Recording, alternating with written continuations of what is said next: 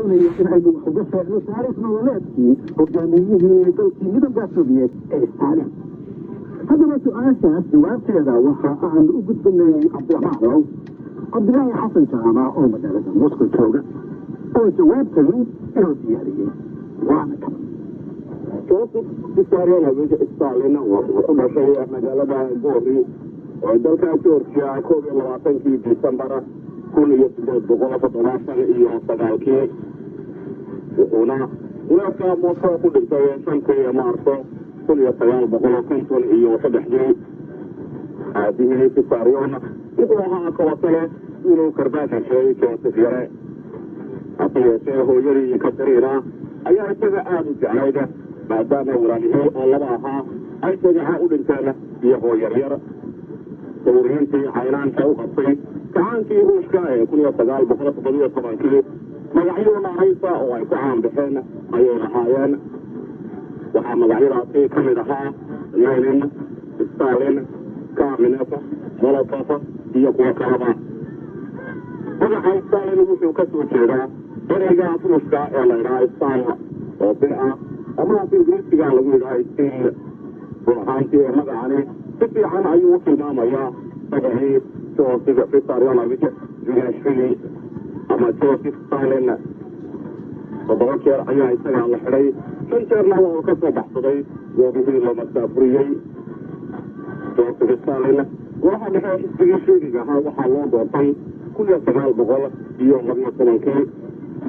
1917 kadib sawradii Oktoobar wuxuu noqday wasiirka arrimaha qowmiyadaha ee xiriirka hantiwadaaga ee Ruushka. Joseph Stalin xirfada lagu shaqaysto iyo tacliin asaasona ma lahayn dugsiga diinta kiristaanka lagu barto ayuu dhameeyey wuxuuna caan ku ahaa xusuus dheeraada. Stalin qof gaaban oo wejigiisu furuqdhan leeyahay ayuu ahaa gabna ma lahayn ee sharuudo yaryar ayuu lahaa wuxuu ahaa qof aamus badan shakilowna ah 1924 markii Lenin dhintay ayuu halkan ba'an Stalin u garay hogaaminta xisbiga iyo dowladda kama dambaystiina tani waa ku guulaystay kadib markii uu dil ku xukumay ama dalka ka eriyay dhammaan madaxdii isaga tartanka kula jirtay sida Trotsky, Kamenev, Zinoviev iyo Nikolai Bukharin Stalin kuna haantii weli badan ayuu gaaray midowgii Sovieti wuxuu ka dhigay dal dhinacyada sancada cilmiga iyo waxbarashada heerkani ka gaaray dagaalkii labaad ee adduunkana nabarka ayuu ka jebiyey waasadii ka dallacday sida Jarmalka iyo Japan hase yeeshee guurahani waxaa barbar yaallay burburinta dimuqraadiyadda iyo kutumashada xaddaafka ee xuquuqda aadanaha iyo qowmiyadaha malaayiin qof ayaa ku leeday xabsiyadii Stalin uu dhisay iyo goobihii uu masaafuriyey qowmiyado badan oo jitaankuna ay ka mid yihiin Joseph Stalin wuxuu sabqay isaga laftigiisa u noqday dalkii diktaatooriga ahaa ee uu dhisay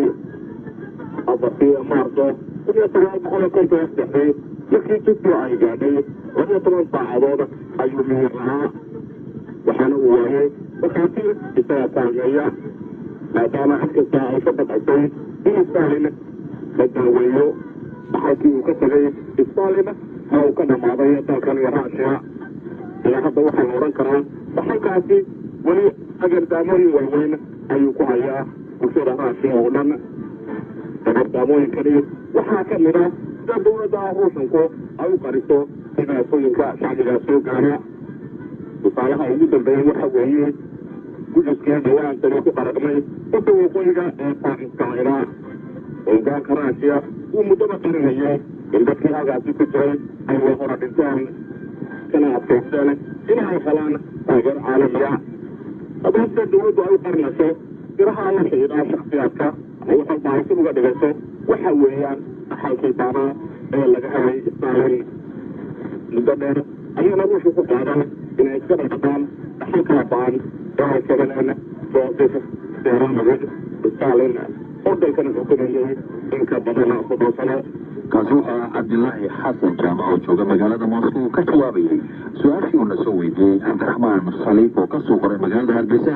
oo doonayay taariikh nololeedkii hogaamiyihii dalkii la odhan jiray midowga soobiyeti waa ninka la odhan jiray joseph stalin warqadda ugu dambaysa aanu ka jawaabaynana waxa wada jir ahaan magaalada boorame nooga soo qoray cabdisalaam cumar cabdinaasir xasan